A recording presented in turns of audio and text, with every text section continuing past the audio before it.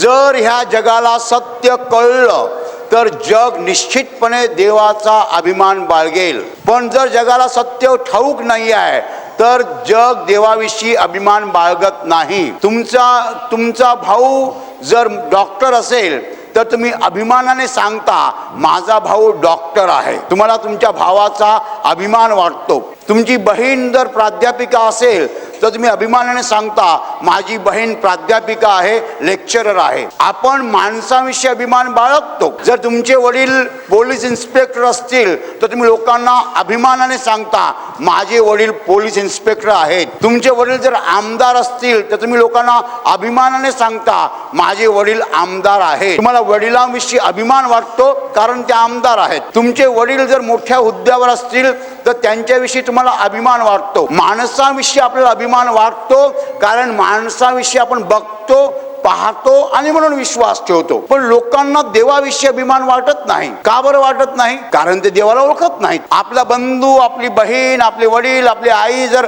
मोठ्या हुद्द्यावर असतील, पदवीधर असतील किंवा जगामध्ये त्यांना नाव लौकिक असेल तर आपल्याला त्यांच्याविषयी अभिमान वाटतो.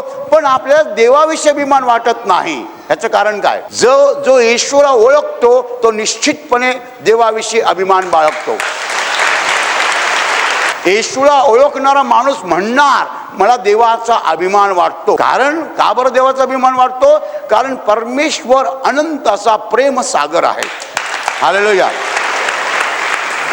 परमेश्वर प्रेमाचा महासागर आहे. परमेश्वर प्रेम आहे, प्रेम आहे, प्रेम आहे आणि फक्त प्रेम आहे.